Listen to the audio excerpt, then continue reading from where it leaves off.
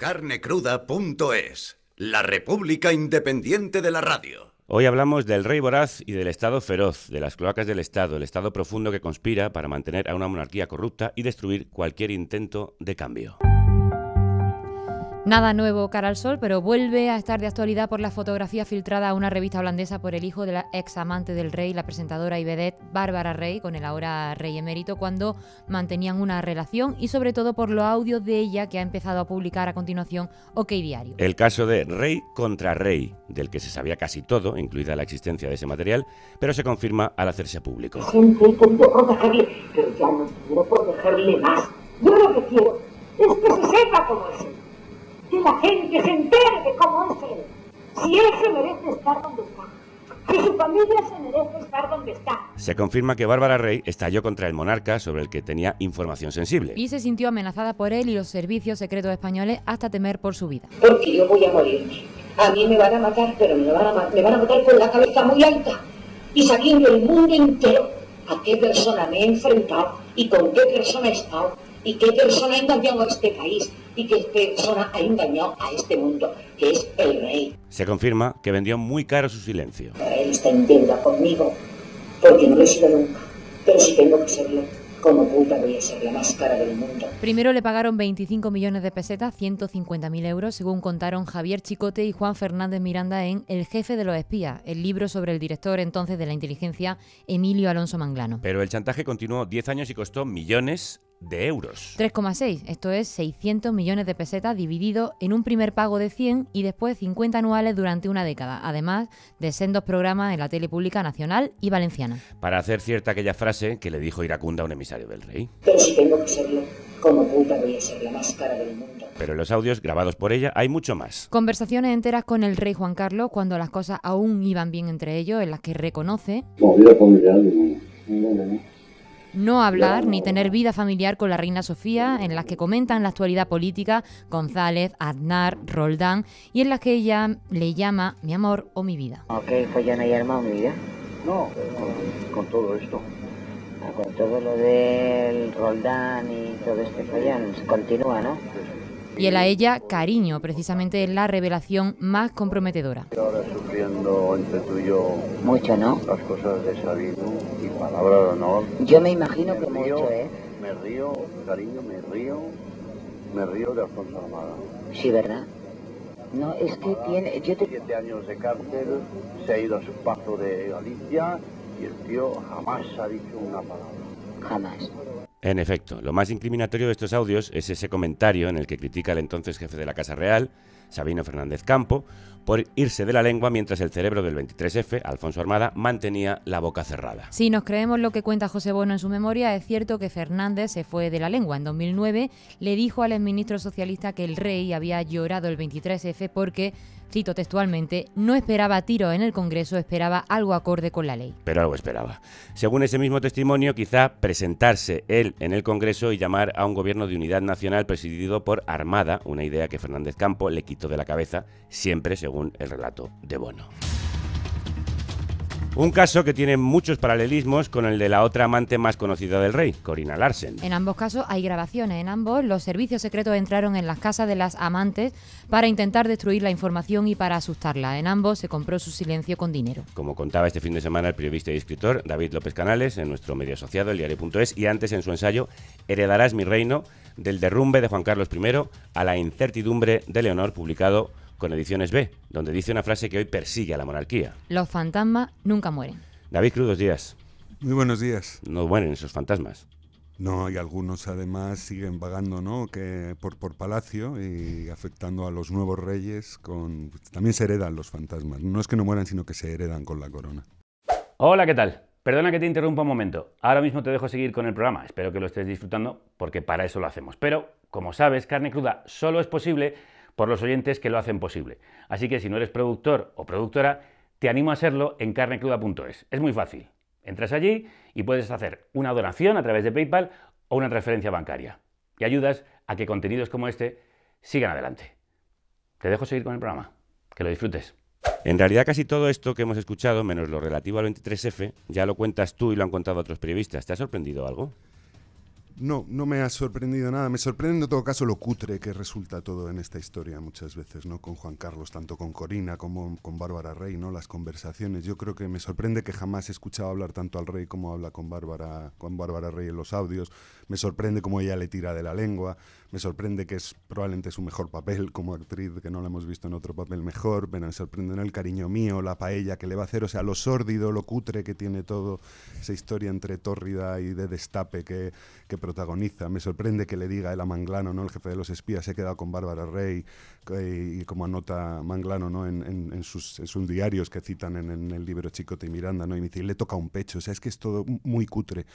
Pero nos quedamos con eso y me sorprende sobre todo la reacción. Lo que más me sorprende es la reacción, que nos seguimos quedando con esa parte como cutre de amorosa y no terminamos de ver y de conversar y de debatir sobre lo que encierra todo eso. Sí, sobre la profundidad de ese comentario sobre Armada, que en mi opinión prueba lo que siempre se ha sospechado, que el rey estaba involucrado o por lo menos al tanto.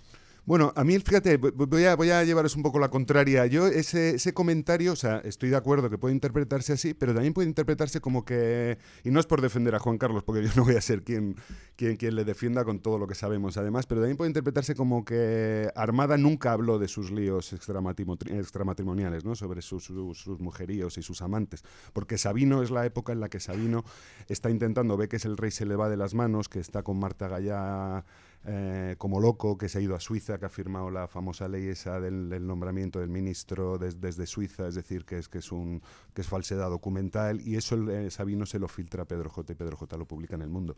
Y entonces cuando lo descubre Juan Carlos, que además se lo dice Mario Conde, es cuando fulmina a Sabino y va a nombrar a Almansa jefe de la casa, es decir, va a quitarse a los militares como jefes de la casa y va a nombrar a un civil. Entonces yo no sé si en ese caso se refiere a Armada, pero vamos, es evidente que hay muchísimas sombras, ¿no? El domingo escribía yo en el diario.es, en un reportaje sobre este Bárbara Rey, que digo que esos audios dejan más interrogantes, porque hay más interrogantes sobre su participación en el 23F o sobre qué papel tuvo, que sobre los líos, que esos lo conocemos bastante, está bastante claro todo. Claro, pero es que en ese comentario sobre Armada habla de los 7 años de cárcel que el general tiene que pagar precisamente por el golpe de Estado. Por eso creo que por eso, es fácil unir una frase con un hecho. Totalmente, abro solo otra interpretación posible, pero sí, o sea, me gustaría saber qué más audios se han escondido, o sea, qué más audios existen que se refiere a eso, porque si le ha dicho eso a Bárbara Rey es que previamente le ha contado otras cosas de Armada y del golpe de Estado. Bueno, que diario lo está utilizando como un folletín, publicándolo por entregas. Sí, pero cuidándose, pero OK Diario es muy partidario de Felipe VI, ¿no? Y de hecho hemos visto este domingo salía la foto, ¿no? El sábado, ¿no? Perdona, ¿no? Del besamanos del Día de la Hispanidad, con Inda tan sonriente y sacando pecho con los reyes y con la infanta, con lo cual ellos lo que hacen también es sacar esto para proteger al actual rey por esto que se está haciendo, ¿no? De construcción del relato de la comparación. Qué malo era el padre, qué bueno es el hijo, que es intachable. Voladura controlada. Totalmente. Lo que no se ha difundido todavía son los 3 vídeos que también se grabaron en la casa de Bárbara Rey, hechos como las fotos también por el hijo de ella, escondido en un armario, y que el CNI consiguió. ¿De esto qué se sabe? ¿Puede haber otras copias? No tengo ni idea, la verdad. No lo sé. Pero a mí es que esos vídeos realmente no me aportan nada. Es decir, que vamos a ver al rey sin calzoncillos, o en horizontal hablando con ella, o follando directamente. Es que eso ya me parece que incluso ya nos lo hemos imaginado, aunque no hubiéramos querido, ¿no? Entonces no nos aporta nada. Yo prefiero más que los vídeos, los audios y lo que esté guardado de más conversaciones con temas como lo de Armada. Uno que intentó conseguir el material fue el empresario Mario Conde, que tuvo una amistad con el rey. ¿Lo quería para protegerse cuando empezaron a ir judicialmente a por él o por hacerle un favor? ¿Qué papel juega Conde en todo esto? Yo te cuento su versión. Su versión es que él recibe una llamada de su abogado, que era Jesús Santaolalla, que además era el abogado de Perote, el número 2 del CSIC en esa época. El rey tenía buena relación, Mario Conde tenía buena relación con Juan Carlos, la había tenido previamente sobre todo con el padre de Juan Carlos, ¿no? Con don Juan, como le llamábamos siempre, ¿no? Don Juan. Y entonces, a raíz de morir, una vez que murió don Juan, pues ellos estrecharon su relación porque se quedaron un poco como huérfanos de padre, por así decirlo, eran un poco hermanastros. Entonces Mario Conde cuenta él que él recibe una llamada de este abogado, que es abogado, y dice, oye, hay un problema con Bárbara Rey, tienes que ir a hablar con Bárbara Rey. Y él además, como es muy teatral, dice: Mario Conde, ¿yo? ¿Con Bárbara Rey? ¿Yo por qué tengo que hablar con Bárbara Rey? No, sí, porque hay unas cosas. Entonces él cuenta que él va a hablar con ella, que tiene esa reunión con ella, que ella le cuenta todo lo que tiene. Él dice que él no ve en ningún momento las cintas, que sí que escucha hablar de esas cintas y que él después de esa reunión hace un informe que envía a su abogado, que entiendo que llega también a Perote y a través de ahí a Manglano y al rey. Y dice: a partir de ahí yo me desentiendo. Yo no tengo ni las cintas, ni sé quién lo arregla, ni cómo lo arregla, ni he querido saberlo. Esa es la versión de Conde. Esas cintas pueden haber salido del hijo de Bárbara Rey, que es quien ha filtrado las fotos a un medio holandés, que ella dice que le robó en una mudanza a su hijo. Las conversaciones que estamos conociendo ahora, yo creo que sí, pero no sé si aporta mucho, porque si hablamos del hijo de Bárbara Rey, ¿no?, y de quién las ha filtrado, entonces nos fijamos en de dónde viene la filtración, en la pelea de Bárbara Rey con su hijo, que es algo que a mí personalmente no me interesa, que me parece además una pelea en una familia de madre e hijo, ya me parece bastante trágico, y nos desvía el tema de lo que hay en las conversaciones. O sea, me da un poco igual de dónde venga. O sea, es interesante de dónde venga, por supuesto, no vamos a negarlo, porque según quien lo filtre, pues hay unas intenciones u otras. Imaginaros que lo hubieran filtrado desde la propia Casa Real ahora mismo, o alguien cercano al actual rey, pues sería mucho más Juego de Tronos, ¿no?, mucho más estratégico, de venga, vamos a seguir construyendo el relato de lo bueno que soy yo, sacando todos los trapos sucios de mi padre. Es decir, es importante que lo haya filtrado, pero en este caso sí es el hijo, que parece que sí ha sido él. Eso es lo que dice Bárbara Rey. A mí me aporta poco. Sí aporta mucho saber que si Bárbara Rey grababa y filmaba al rey, sería porque tenía miedo. Y esa cinta que compromete a personas importantes. ¿Tú crees que solamente hay una cinta que compromete a personas importantes? No, pues ahí Debe haber cientos. cientos de millones. Cientos de millones, sobre todo detrás de las cintas. Pero esas cintas están en tu poder. No. Están en poder posiblemente de otras personas, pero no a las que tú te refieres, sino a otras que posiblemente comprometan y posiblemente estén guardadas. Y yo creo que tanto tú como yo nos imaginamos en dónde pueden más o menos estar. En el artículo que publicaste este fin de semana en El Diario, en el que calificabas esta historia de thriller político con tintes de comedia y de destape, citabas esta entrevista con Jesús Quintero en el año 2000, en la que ya se hablaba de esas cintas que eran la protección de Bárbara Rey. ¿Era, como tantos secretos del rey entonces, un secreto a voces? Yo creo que sí, era algo. Yo, de hecho, al final de ese artículo yo decía que hubo una semana en 1997, ¿no?, que fue muy escandalosa, que Bárbara Rey, que es cuando ella denuncia que la han asaltado su casa, que la van a matar, que a lo mejor la van a matar, pero que esto le va a salir caro al rey, en la que parecía que iba a estallar todo y ella lo iba a contar todo, no, que iba a ir al programa Tómbola, que se había estrenado aquel año y que era la sensación de los fines de semana, que al final no fue porque la frenaron y se evitó desde la Casa Real.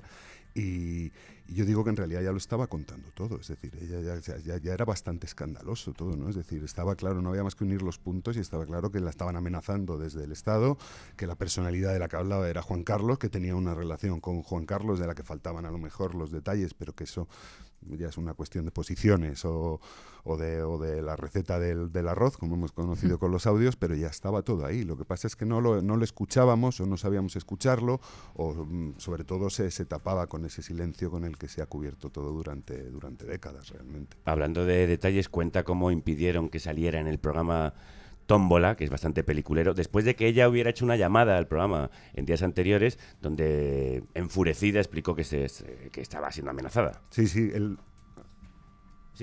No, vais a poner el... No. Ah, vale, digo, que raro que tengáis el corte, porque ese programa ha desaparecido de la hemeroteca de Canal Nou, tanto el que llama... Por eso no lo podemos poner. Claro, como luego en el que se supone que va a participar, ella entra por teléfono. Además es curioso la cronología, digamos, de los hechos. A ella se supone que asaltan su casa en enero, pero ella no lo denuncia hasta mayo. Una vez que lo denuncia, es decir, se entiende que en esos meses es cuando ha estado negociando a ver qué saca o a ver qué le dan o no esto. De la presión sobre ella va a más y entonces es cuando estalla y cuando incluso va a la policía y pone una denuncia que luego ya la filtra a los medios de comunicación, la envía a los medios de comunicación y que es noticia en medios promonárquicos y defensores de la corona como El País, ¿no? El País lo saca, no habla del rey, pero vamos, lo que decía antes, falta unir los puntos nada más. Y entonces ahí es cuando ella dice, bueno, pues vamos a seguir un paso más, ¿no? Entonces entra en Tómbola y dice, lo voy a contar todo.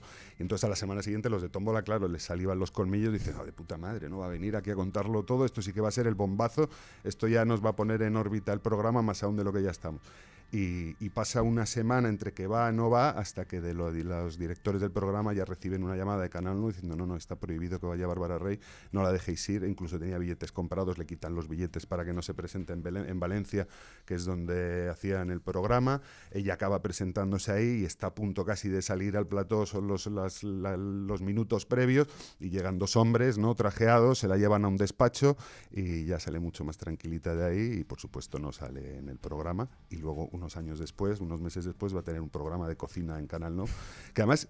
Aunque ella no sabe cocinar. Ella no tiene idea de cocinar, ¿no? Porque luego con los años ha salido el cocinero que realmente hacía los platos, pero bueno, eso da igual, pero es que luego encima llaman al programa en casa de Bárbara, que dices, hostias, o sea, encima llamas al programa en casa de Bárbara, o sea, es que es todo... Y luego tuvo uno en Televisión Española. Y previamente había tenido uno en Televisión Española, sí, que se llamaba Esto es un escándalo, el programa. No, sí, en fin, nos estaban dando pistas cada vez que podían, pero o sea, no... Es que era todo, o sea, ni siquiera, por eso digo también lo cutre, que luego lo ves y dices, joder, ni siquiera nadie o sea, los que le consiguen el trabajo en Televisión Española y en Canal Low no piensan que a lo mejor ese no es el mejor título, el lugar, pues ponen las recetas de Bárbara, ponle otro, pues se anda que no se pueden poner cosas, pues no, en casa de Bárbara, después de toda la polémica de que todo ha sucedido en casa de Bárbara, de que han asaltado la casa de Bárbara, etcétera, etcétera. Y suponemos que en reuniones como aquella, con esos hombres trajeados, bueno, otras con Manglano y el resto de lo que entonces se llamaba CSID, llegaron al acuerdo económico.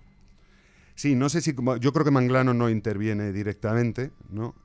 Porque claro, esto es como luego va a pasar... Bueno, luego San Roldán sí va a intervenir directamente con Corina, ¿no? Pero Félix San Roldán, el que sería sí. el jefe del CNI. Sí.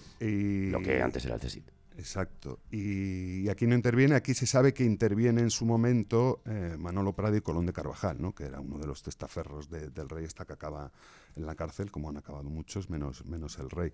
Y se sabe que es él porque la propia Bárbara Rey en la denuncia menciona a Prado y Colón de Carvajal como que es el emisario del rey con el que ella está negociando. Bueno, muchos apellidos compuestos. Y de Bárbara Rey a Corina Larsen. De aquellos polvos, estos lodos, nunca mejor dicho, lo de los polvos y lo de los lodos.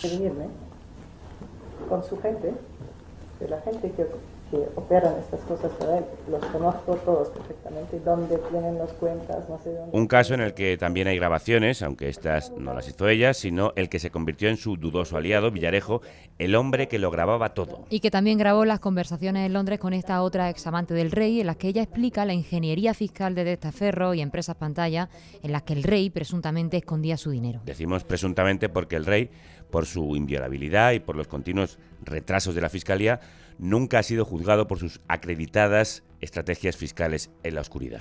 Conversaciones que David reproduce en su libro y en las que la amiga especial del rey, como la llamó la prensa en su enésimo eufemismo sobre la corona, contaba que Juan Carlos llegaba a España desde los países árabes con los que tenía amistad. ¿Cómo consigue el dinero? Toma el avión.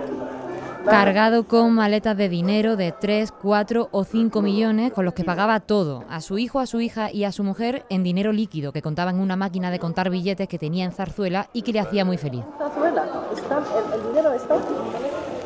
Ese era, según la examante, el modus operandi de esa casa que acabó copiando Iñaki Urdangarín hasta que se destapó el caso Nos y, según ella... He pedido al rey por qué has hecho esto. Me dice... Blood is thicker. La Casa Real intentó implicarla porque prefería que cayera la pareja Iñaki-Corina antes que la pareja Iñaki-Cristina. La sangre pesa más, dice ella, que le llegó a decir el rey, lo que la obligó a contraatacar para defenderse. El rey, Hay un paralelismo evidente entre este caso y el de Bárbara Rey. Los servicios secretos enterrando los cadáveres que iba dejando el monarca, actuando como una mafia que extorsiona y amenaza. David, ¿qué han hecho por el monarca y cuánto dinero nos ha costado? Ojalá lo supiera, vamos, me encantaría saberlo. Es decir, porque al final conocemos el caso de Bárbara Rey, ¿no?, que hemos hablado de estas cantidades, porque más la fuente es fiable, porque es Manglano, ¿no? No va... Yo me fío de lo que él anotó en su momento, y con Corina no sabemos si se le ha dado dinero, porque Corina es otro perfil totalmente distinto al de Bárbara Rey. Es una señora extranjera ya con mucha pasta, muy ambiciosa, muy inteligente. Y no sabemos, pero son los dos casos que hemos conocido, pero cuántos más habrá que han quedado sepultados y que están ahí quizá en algún archivo anotados cuánto dinero se les ha dado. Yo estoy seguro que no son los únicos casos. Y no solo dinero, sino que hay claras amenazas, persecución, entradas en casas, Sí, vamos. cabezas de caballo en la cama. Pues prácticamente, ¿no? Con Corina, además, lo que se hace, como Corina vive en Mónaco, lo que hace el CNI es subcontratarlo con una agencia como de mercenarios extranjeros, que son los que envían a su casa. Allá la dicen que van a protegerla y que tienen que llevarse la información que tiene del rey. Y eso también, de nuevo, volvemos también a lo cutre con lo que se hace todo con Corina. Mandan unos hombres a su casa en Mónaco, lo meten todo en unas cajas negras y entonces ella les dice, ella es una tía lista, además ella les dice, pero ¿y esto cómo los vais a llevar? No, tenemos unos billetes de avión ahora, pero vais a llevar esto en un vuelo charter normal. Yo tengo un jet preparado porque me tengo que ir a Londres, os llevo yo a Madrid. Y entonces llega al aeropuerto de Niza, ¿no? Con estos hombres que han ido, que la han saqueado, que la han asustado además, con las cajas negras de información, llega al aeropuerto, al jet privado que ella tiene, y dice, no, darme los pasaportes para el control de pasaportes. Los hombres estos le dan los pasaportes, ella coge, se sube a su avión y se va a Londres con todas las cajas de información y les deja tirados en el aeropuerto. O sea, todo entre no sé ya ni cómo definirlo, ¿no? Es un thriller de espías, pero con esta parte cutre de cómo actúa el Estado. Más que la CIA. En nuestros canales están diciendo entre Nolan y El milagro de Petinto. Sí, una mezcla de todo eso.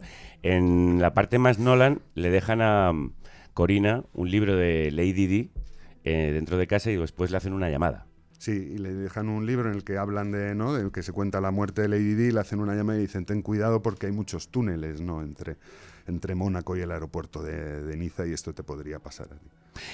¿Y qué pasa con esos 65 millones que le dio el rey a Corina? En principio dice ella como regalo, pero según el monarca, en realidad se los dio para que se los guardase. Evidentemente, eso es un dinero que él cobra el rey, además con lo avaro que es, que no da ni un duro, ¿no? O sea, le va a dar 100 millones, yo creo que eso ya está clarísimo, ¿no? Le da esos 100 millones de dólares, 65 millones de euros que ha recibido como regalo de Arabia Saudí, lo meten en un banco en Suiza y hay un momento además en el que cambian las leyes en Suiza y ya no se va a proteger tanto el secreto bancario, entonces lo que hacen es pasarlo de una cuenta del rey en Suiza a otra de Corina en Suiza para esconder el dinero, básicamente. Lo que pasa es que para hacerlo firman ese contrato de donación, ¿no? De donación irrevocable, que es el que exhibe Corina como prueba de que es un regalo, que no lo era, estaban blanqueando el dinero simplemente. Al final tuvo que ser la famosa cacería de Botsuana la que rompió décadas de una ley del silencio de la prensa respecto a la corona. ¿Por qué ese elefante desveló el elefante en la habitación?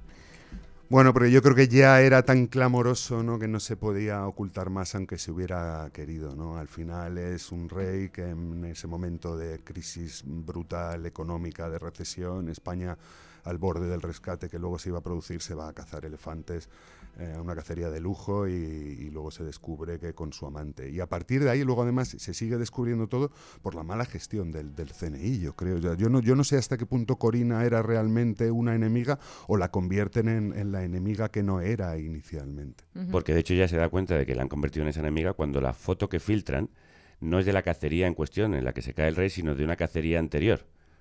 Exacto, pero bueno, esa foto no se filtra. O sea, no se filtra, quiero decir, la que se envía. Bueno, esa foto aparece en la página web en su momento del cazador que está con Juan Carlos, pero yo recuerdo haberla visto y eso lo encuentra el editor gráfico del Mundo buscando información de caza de elefantes en Botsuana y se encuentra una foto del rey con un elefante muerto y con este cazador que posa con él y aparte había otra con un búfalo negro también muerto. Lo que pasa es que da igual que se filtre o no, porque lo interesante es que para Corina se convierte en la primera prueba de que han ido contra ella, porque ella sigue insistiendo hoy que esa foto se ha filtrado y entonces lo pone como la primera batalla de la guerra que va a tener contra el CNI. ¿Por qué para ella significaría que van contra su persona? Porque ella dice que nadie más sabía que salvo ella, Juan Carlos y el equipo de Juan Carlos, nadie más sabía que ella había estado en esa cacería y nadie más tenía esa foto, porque ella también había estado en esa cacería que era de 6 años antes del 2006 y ella también, entonces dice, si solo yo tengo esta foto y solo el rey o el equipo del rey tiene esta foto, yo no la he filtrado, pues la han tenido que filtrar ellos. Y entonces se convierte eso en la primera prueba de que están yendo contra ella. Y ahí empieza un acoso que Corina acaba denunciando en Londres ante un tribunal británico, aunque nuevamente la inmunidad se convierte en impunidad, según tú sugieres en tu libro, porque entre coronas se ayudan, como sigue ayudando gran parte de la prensa a la monarquía. Así lo dices en el libro. Se ve normal, o no se debate, o se le protege como se protegió al padre para que no se debata, tener un rey, Felipe, hijo de un rey corrupto o defraudador, reconocida su culpabilidad por ellos mismos. Se considera normal ensalzar al rey y a su monarquía renovada sin tan siquiera preguntarse hasta qué punto fue cómplice o partícipe, porque es obvio que fue testigo durante décadas de las operaciones que Juan Carlos urdió para amasar su fortuna secreta. Se acepta como algo normal o no se cuestiona que haya partidos políticos que omiten la realidad, los hechos tal cual sucedieron, para convertir la monarquía en campaña, sea cual sea la conducta de los monarcas y en motivo de enfrentamiento político. La sucesión monárquica fue un ejercicio de gatopardismo, dices, y yo concuerdo, cambiarlo todo para que no cambie nada. Hay que recordar que Felipe estaba como beneficiario en la fundación Lucum en Suiza, en la que el rey evadía su dinero. Aunque renunció a esa herencia, no lo hizo hasta que se publicó y parece extraño que no viera ni supiera nada de los negocios paternos. Felipe VI ha hecho un cordón sanitario para intentar que no le salpique el barro de su padre. Redujo la familia real a su núcleo familiar, envió a su padre a Abu Dhabi, le quitó la asignación y por primera vez nos enteramos de cuánto cobran nuestros reyes, aunque sigue siendo opaco el patrimonio que tienen y cómo gestionan sus fondos públicos. ¿Ha salvado así a la monarquía o Leonor recibe una herencia irremediablemente envenenada por su padre? Bueno, yo creo que de momento la están salvando, ¿no? Porque no hay conversación, no hay debate público sobre todo esto, desgraciadamente. Yo creo que el tema además no interesa. Yo creo que la gente... Mira, yo me empeñé en sacar el libro este que estamos mencionando, y digo me empeñé porque yo veía que la gente en general no sabe lo que ha pasado con la Casa Real, sobre todo a lo mejor en los 12 últimos años, que cuando te pones a contar lo que ha sucedido es escandaloso y es que ni al mejor guionista se le hubiera ocurrido. Pero luego no genera debate. Y no hablo de debate ya entre monarquía y república. Hablo de debate de decir hasta qué punto hemos tenido hasta qué punto ha habido una organización criminal o hay una organización criminal en la familia real, que en otro país a lo mejor se hubiera investigado, porque están todos de una manera u otra implicados. Es decir, mencionabais lo de Felipe con las fundaciones en las que aparecía. Él ha dicho que no sabía nada y que en cuanto lo supo dio orden de que le quitaran de esas fundaciones, pero esto es simplemente el relato, esto simplemente es la versión de la Casa Real. Yo no he visto ningún papel de que eso sea verdad, en ningún momento la Casa Real ha enseñado ningún papel de decir, no, aquí está un papel firmado ante notario del día que nos enteramos que para que le quitaran de aquí. O sea, es todo puro relato, es decir, luego el rey cuenta, Felipe hablo, ¿no? Uno de los ejercicios de transparencia de estos para dar la imagen diferente al padre fue el revelar cuántos eran sus ahorros, ¿no? Es decir, que tenía más, no sé si eran 2 millones de euros, una cosa así, muy bien, vale, pero es que estos son los ahorros oficiales, es decir, esto lo podía haber hecho Juan Carlos hace 20 años, habernos contado cuánto ahorró de su sueldo oficial, pero el problema no es lo oficial en esta familia, el problema es todo lo oculto y lo escondido, es decir, cuánto dinero pueden tener en cuentas, en paraísos fiscales, ¿no? Si le siguen regalando de otros reyes, otros sátrapas como a Juan Carlos, si le siguen haciendo regalos a Felipe y a Leticia, es que no lo sabemos, pero y no les acuso, pero las sospechas me parece que están sobre ellos, porque además sabemos que hay otro detalle, ¿no? que es muy llamativo, que es por lo menos cuando hicieron la luna de miel, porque claro, aquí sabemos las cosas con cuentagotas, pero las pocas cosas que sabemos y que están confirmadas me parecen muy, muy reveladoras y muy simbólicas, ¿no? Sabemos que cuando se fueron de luna de miel nos contaron una cosa que era mentira y que se habían ido a una luna de miel de lujo que costaba 500.000 euros, que la mitad se los dio un empresario, ya es un regalo un empresario, la otra mitad se la dio Juan Carlos, que ese dinero no venía de su fortuna oficial, digamos, de sus ahorros oficiales como rey, sino de su fortuna corrupta, y no tuvieron ningún reparo en aceptar ese regalo y en irse de vacaciones. Y luego aparte ya podemos ir más allá, y es que no declararon esos regalos, no se pagaron impuestos por ellos como obliga a hacer Hacienda cuando exceden de 2 o 3.000 euros en todo tipo de regalos, y que este es el caso que conocemos, pero ¿cuántos otros regalos a lo mejor recibieron? Y lo siguen recibiendo, ¿y dónde está ese dinero? Claro, es que eso no va a aparecer en las cuentas de la Caixa que pueda tener con sus ahorritos del sueldo de rey. Las cloacas de la monarquía son solo una cañería más del alcantarillado del Estado. Del resto habla otro libro dedicado a los bajos fondos de las altas esferas de nuestro país. El Estado feroz, de Pablo Elorduy, coordinador de política del Salto, y ha sido en nuestras tertulias políticas. Crudos días, Pablo. Crudos días. Has dicho que sin Estado feroz España sería probablemente republicana, más democrática y mejor. ¿Por qué? Sí, bueno, porque básicamente son puertas que se van cerrando y cerrando y cerrando a la democracia, ¿no? Este funcionamiento del CNI, que en efecto es bastante una mezcla de Mortadelo y House of Cards, al final está tapando cosas que tienen que ver con un solo personaje, en este caso, ¿no? Tapan otras cosas, desviando fuerzas con resultados bastante dudosos en muchos casos. Y hay una cita de Rafael Sánchez Ferlosio que yo recojo en el libro que dice: ¿y todo esto para qué? Incluso aunque cumpliese su verdadera función, no tendría justificación, pero es que no la cumplen y se van, y me da la sensación de que se van metiendo en el barro cada vez más, ¿no? Y esto hablamos del CNI, pero hay otras instituciones en las que funciona esa misma razón de Estado y que están, digamos, embarrándose también cada vez más. ¿Tú también lo crees, David, que sin ese Estado feroz el país sería más democrático, incluso republicano? Yo creo que sí, seríamos un país más sano, por lo menos. No sé si republicano o no, porque luego ya eso vendrían las votaciones y yo creo que además acabaría pasando como con la OTAN, ¿no? Que OTAN no, pero luego, bueno, es que la OTAN no es tan mala. Pero seríamos un país mucho más sano si conversáramos y debatiéramos sobre todo esto, ¿no? Sobre todo porque en el caso de la Casa Real, ¿no? Y del Rey, es que no estamos hablando de una familia real de Lola, no es que estamos hablando de la jefatura del Estado. Con lo cual, si tenemos un Estado podrido desde la jefatura del Estado, es que eso ya se extiende, o sea, es que es un puro petróleo que se extiende por todas las instituciones, y entonces al menos que haya debate, ¿no? Seríamos un país mucho más sano. Por eso tenéis que leer Heredarás mi reino, de David López Canales. Ha sido un placer tenerte. Muchísimas gracias. Y del rey voraz al Estado feroz, porque para salvar a uno se enfurece el otro. Desde el momento de la caída de Lehman Brothers hasta la década de los años 20, tanto el capitalismo español como el Estado, su guía institucional, han entrado en una tierra inexplorada. Eso ha dado pie a una reacción feroz, justificada en clave nacionalista chauvinista por parte de las bases dispuestas para la coerción de la población.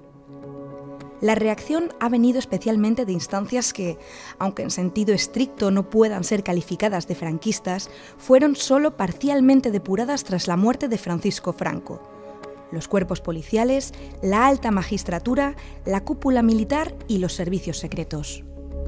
El Estado feroz, publicado por Verso Libros, es un relato de cómo los poderes duros de nuestro país reaccionaron al crack de 2008. A caballo entre la represión y la revancha, la policía, los jueces, los aparatos de inteligencia o la corona unieron fuerzas para recomponer un marco abruptamente roto, para devolver al país al orden establecido por ellos mismos, claro, tras una crisis que amenazaba con hacer tambalear a sus pedestales. ¿Qué es el Estado feroz? Pablo, ¿quién está dentro del Estado feroz? Lo habéis definido muy bien, ¿no? Son esas instituciones de coerción en las que la democracia, digamos, es más o menos accesoria. Quiere decir que funcionan con un grado de autonomía muy importante, y ahí el ejemplo más claro es el ejército, ¿no? Un grado de jerarquía, de autonomía, de irresponsabilidad, digamos, con respecto al conjunto de la sociedad. Pero bueno, esto hemos visto que se ha extendido también hacia esa alta magistratura y reacciona, digamos, ferozmente en los momentos en los que se siente en peligro. El anterior momento es ese periodo de la transición que acaba en 1981, que, como habéis comentado, pues termina con ese golpe del que apenas sabemos nada, pero sale reforzado. En esta ocasión, todo el proceso que va desde la crisis de 2008 hasta el cierre y cierra España que hace Felipe VI en el discurso del 3 de octubre de 2017, es esa recomposición, cambiando determinados elementos como Juan Carlos, pero manteniendo en esencia esos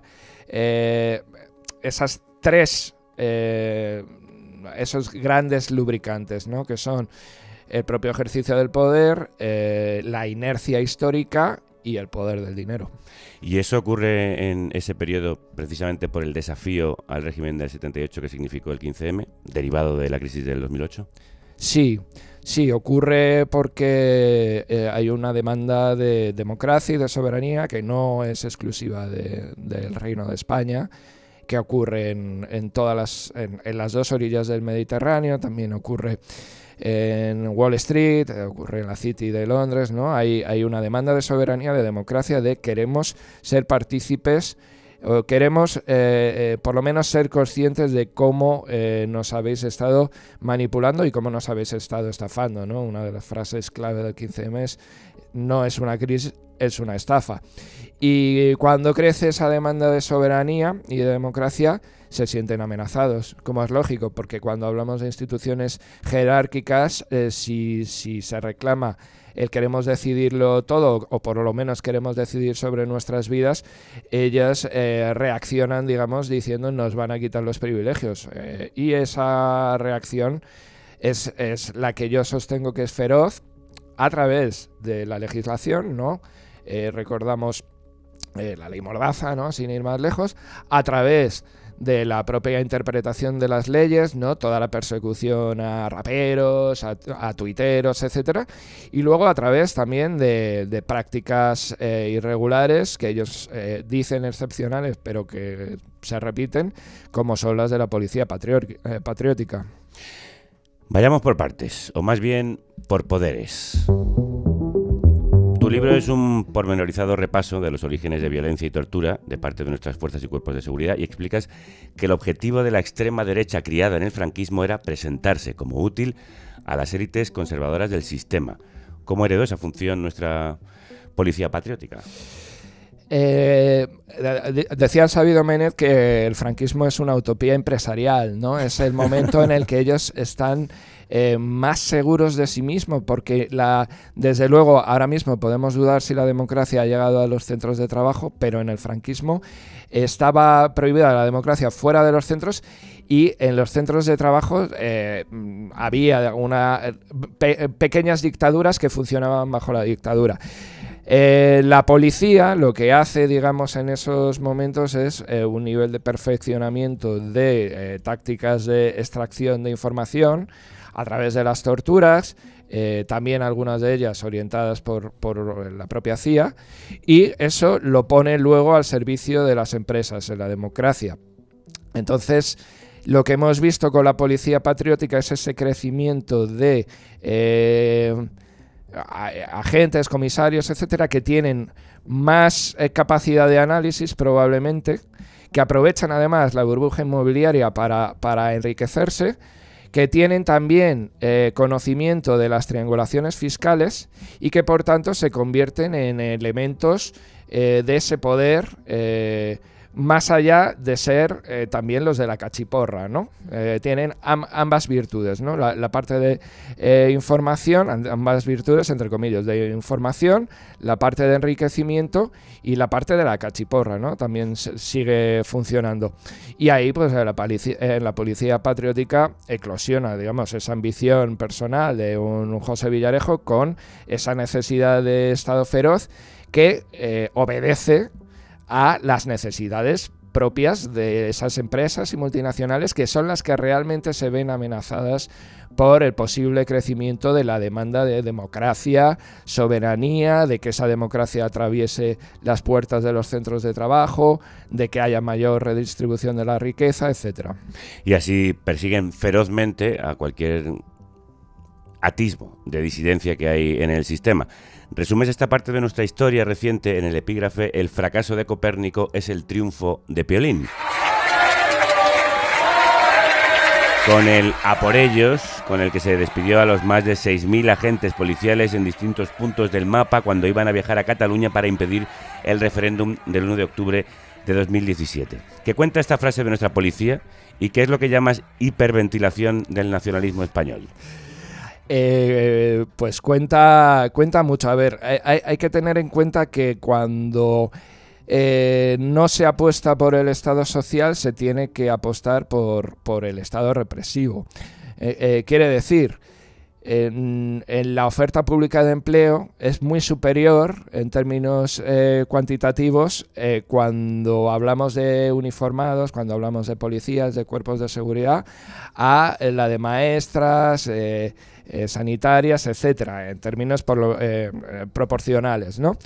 Esto hace pues que por ellos también, de parte de los pueblos de los que salían esos agentes destinados a entrar en Piolín, es decir, a la represión en Cataluña, fueran despedidos así porque eran gente de su pueblo, eran sus familias, etcétera, ¿no? Claro, ahí hay una funcionalidad propagandística del nacionalismo Y hay, digamos, un esquema de represión puro y duro. La funcionalidad tiene que ver con ese momento en justificar la mano dura, justificar a ojos de la sociedad. Yo creo que esto se les va de las manos porque todo está interconectado y las mayores protestas llegan de la Unión Europea, incluso de instituciones europeas que protestan por lo que se está viendo en el telediario ese 1 de octubre, ¿no? Pero hasta entonces lo que se está dando es un juego de batalla cultural, ¿no? En determinados pueblos se les despide como si fueran a ir al RIF, ¿no? Como decía Guillem Martínez. Y entonces, aunque eso quiebra, lo que sí sigue funcionando durante mucho tiempo y da lugar a un fenómeno como Vox es ese nacionalismo contra el otro, ese nacionalismo español, que al final es la coartada perfecta para los métodos represivos, ¿no? Ellos necesitan cierto grado de legitimidad, aunque sea esa legitimidad basada en los golpes. Claro, porque llegan a la cachiporra porque fracasan en todo lo que son los servicios secretos y la inteligencia.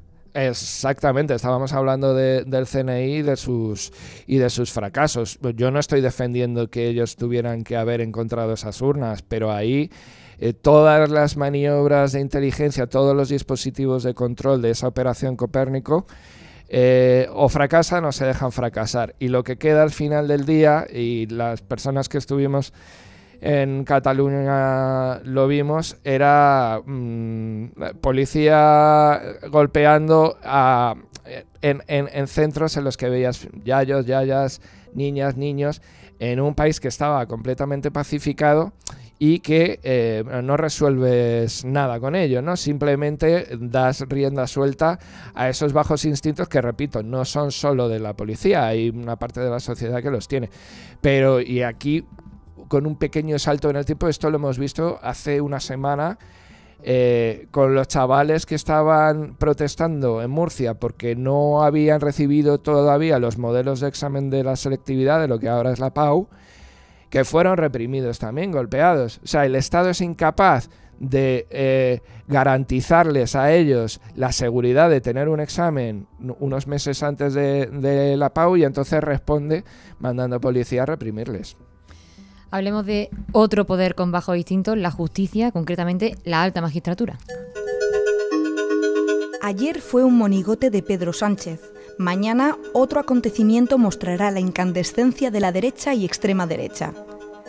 Los 5 días de abril en los que el presidente del gobierno reflexionó sobre el futuro tras la admisión a trámite de una demanda contra su esposa Begoña Gómez parecieron más una parada para resituarse tras un inicio de año convulso y legitimarse nuevamente ante la opinión pública que un punto de inflexión para promover un cambio radical en la reproducción del sistema que da lugar a fenómenos como las fake news y el lawfare. Pedro Sánchez reflexionó 5 días sobre la guerra sucia judicial y mediática, sobre la que no había reflexionado años antes, mientras la sufrían los dirigentes de un nuevo partido que venía a tambalear el inalterable bipartidismo. Lo decíamos al comenzar, el cofundador de Podemos, Juan Carlos Monedero, ha declarado hoy como imputado por el llamado caso Neurona. El juez investiga la presunta financiación irregular. En 2020 Podemos fue denunciado por un exabogado del partido, causa continuada luego por el juez Escalonilla, que abrió diligencias previas por delitos graves como financiación irregular, falsedad documental o delito electoral. La causa se centraba en el contrato de Podemos con una consultora mexicana para las elecciones de 2019. No se archivó hasta 2023.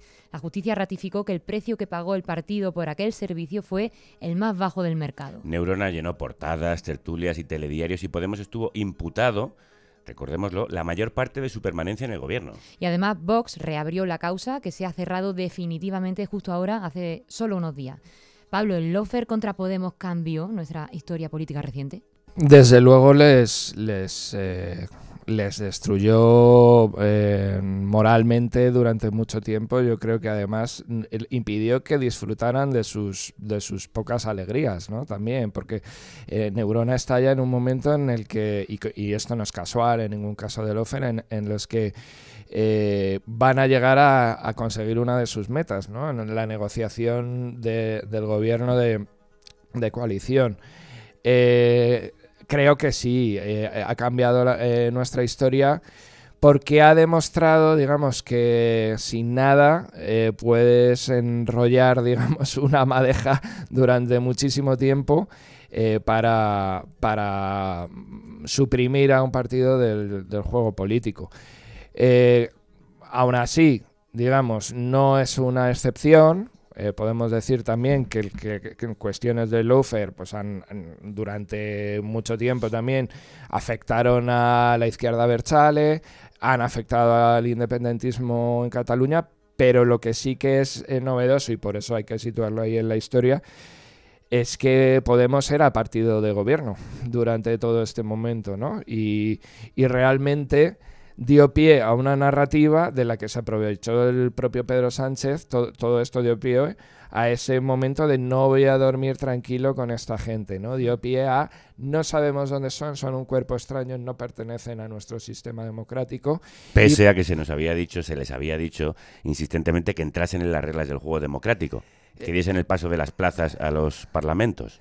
Claro. Esto es parte de esa hipocresía, ¿no? También del sistema, y tampoco es exclusivamente de España, de si te lo propones puedes conseguirlo todo, ¿no? Como decían en Regreso al Futuro. Es parte de una trampa, ¿no? En el momento en el que ellos se adaptan, y además se adaptan en términos de reformista, de estabilización del sistema. Ellos, aunque el primer Pablo Iglesias pide CNI, pide defensa, pide interior, se adaptan al gobierno con ministerios que no tocan esa estructura en principio. Se adaptan al reformismo, si queremos llamar. Pero aunque ellos aceptan el reforma, al final hay un castigo, y el castigo termina con ellos fuera del gobierno y ahora mismo pues en el grupo mixto. ¿Cómo fabrica el sistema jueces como García Castellón o ahora el juez Peinado, que instruye el caso de Begoña Gómez? ¿Y cómo se coordinan estos jueces con la policía patriótica y su informe falso? Pues mira, decía Mariano Guindal en una cita que yo creo que no recojo en el libro, que el propio Villarejo le dijo, bueno, es que nosotros a los jueces les tapamos sus cosillas y ellos a nosotros pues nos echan un cable en los tribunales, ¿no? Digamos, eso en la base funciona o funciona para algunos de ellos, digamos, para los poco honrados. También estamos hablando de que de la base de jueces, los que practican este tipo de lawfare o como se dice, los presuntos prevaricadores son una minoría, pero se colocan bien por la respuesta a la primera pregunta, porque al final el hecho de que haya un ecosistema cultural y político determinado, que además está radicado en Madrid, que además está radicado en esa milla de oro que todos conocemos también, de Distrito de Salamanca, etcétera, etcétera, eso hace que se reproduzcan jueces de soldados, jueces de partido, que no sean ni siquiera jueces del Partido Popular, son jueces conservadores, en muchos casos del Partido del Rey, que tienen una misión o que se creen con una misión que les aleja de ser poder judicial para intentar ser poder político. Y eso lo estamos viendo. Y luego hay decisiones aún más incomprensibles o aún que chocan más, ¿no? Hemos estado durante la primera parte del programa hablando de Juan Carlos, etcétera, y de todo el caso de Bárbara Rey. Pero resulta que el 3 de octubre, vuestro compañero Pedro Águeda en El Diario publicó que López Madrid, el compillogui, el amigo de Villarejo, había conseguido retrasar su juicio de un año. Será en octubre de 2025. Lo había conseguido por un parte de ansiedad. Bueno, pues la jueza que ha aceptado esto, ¿no?, que se vaya un año, pensamos que haría lo mismo con las 6 de la Suiza, con los 6 de Zaragoza. Pensamos que haría lo mismo con alguien que no tiene pasta. Pues eso, digamos, es una reproducción de lo que yo creo que va por delante, ¿no? Que es una ideología y es una inercia en el ejercicio de poder, una inercia de a mí me importan los míos y los otros, bueno, pues se las tienen que apañar. Una inercia de la que forma también parte el periodismo, porque en ese entramado, siempre entre jueces y policías, los periodistas tienen que jugar un papel fundamental. Sí, desde luego, claro. Es que lawfare y fake news, o lawfare y el uso de medios de comunicación están íntimamente ligados. Sin la distribución de esa información ya no tiene ningún sentido, ¿no? De hecho, podemos sospechar, porque se adelantan, digamos, partes de sumarios o se adelantan investigaciones, podemos sospechar de esos vínculos ya de la judicatura con medios de comunicación como OK Diario, ¿no? Del que habéis estado hablando. Aquí de lo que se trata es más el ruido, ¿no? El propio caso Neurona lo demuestra. Acabas, digamos, haciendo piezas sobre una persona que ha cogido los brazos de una persona que es ministra en ese momento, y acabas generando un relato que solo funciona en los medios de comunicación, porque eso está claro que no tiene ningún recorrido judicial, un relato de que los españoles estamos pagando una babysitter a Irene Montero.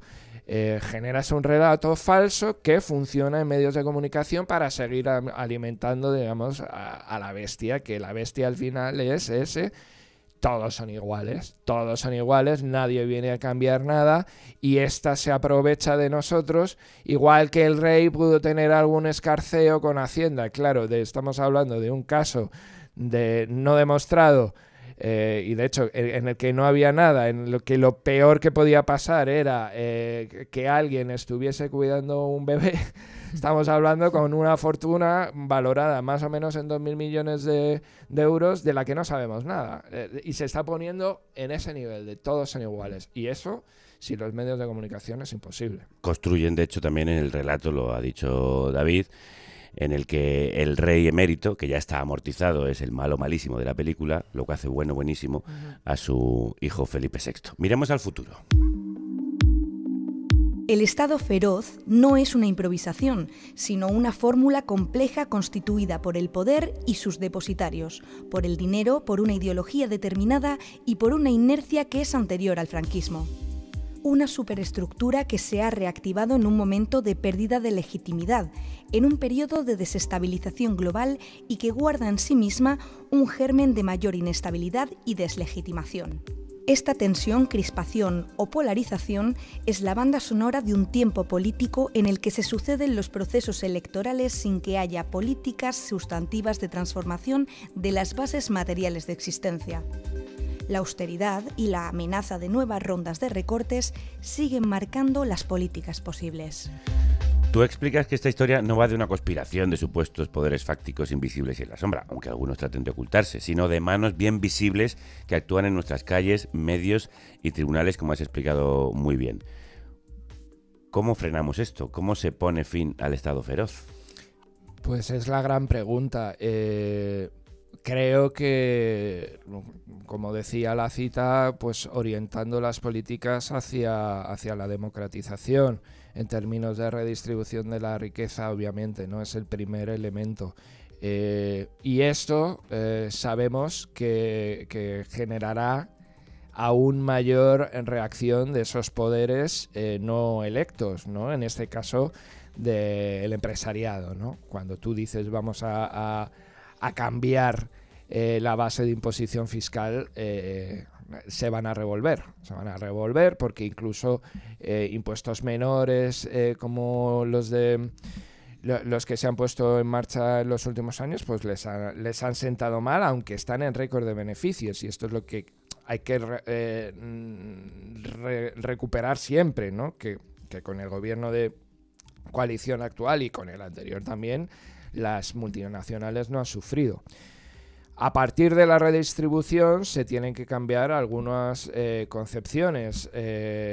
Más empleo público social, más servicios sociales, más, desde luego, inversión en vivienda pública de alquiler. El programa que hicisteis ayer, el programa del viernes, pues explica perfectamente por qué es necesario esto también para democratizar la sociedad. Y finalmente, pues políticas de depuración. Yo creo que no se trata tanto de ir a por el escándalo, aunque son muy jugosos y desde el punto de vista del periodismo se tienen que ir consiguiendo, digamos, esclarecer algunas etapas de nuestra historia, sino de conseguir garantías de repetición. Porque, por ejemplo, estamos hablando de que ahora, en este último periodo, en esta última década, no se están dando tantos procesos ideológicos como los de los titiriteros o los de los raperos o los de los humoristas. Pero eso no ha cambiado y puede pasar en cualquier momento, ¿no? No hay ninguna garantía de no repetición. Si me apuras, no hay ninguna garantía de no repetición de hechos tan extremos como los de los grupos autónomos de liberación de los GAL, ¿no? O sea, no tenemos nada porque ya hemos visto, por ejemplo, con el caso Pegasus, toda la indefinición en torno a la labor de los servicios secretos. Quiero decir, ¿la sociedad lo toleraría? No, posiblemente no lo toleraría, pero no se han puesto las herramientas suficientes encima de la mesa, no se ha modificado la ley de secretos oficiales, la ley de transparencia ya nació como una de las más retardatarias de todo su entorno, etcétera. Primero redistribución, luego aplicación de políticas sociales y para los muy cafeteros, porque quizá esto es un tema de muy cafeteros, luego políticas de depuración y de limpieza para que no se puedan volver a dar estos episodios. Y en la depuración y la limpieza jugamos un papel importante los periodistas, lo has citado. Te queríamos agradecer que dijeras ayer esto en Canal Red acerca del programa que hicimos en el desahucio de Ana María Vargas. Hay algo aquí esperanzador, por utilizar la terminología de Isabel Rodríguez, que es lo que comentan los movimientos de vivienda. Cuando las cámaras vuelven a ir a los desahucios, muchos de estos se paran, ¿no? En este sentido, el caso de hoy de Carabanchel está marcado también por un programa de Carne Cruda que puso este caso en primera línea y que yo creo que a partir de ahí se producen esas llamadas de, bueno, esta vez... Por eso son importantes medios como El Salto, esta República Independiente o Canal Red, o el libro que acaba de publicar Pablo Lorduy, El Estado Feroz. Como siempre, compañero, muchísimas gracias. Gracias a vosotros. Y que la radio os acompañe. Financia el periodismo libre e independiente.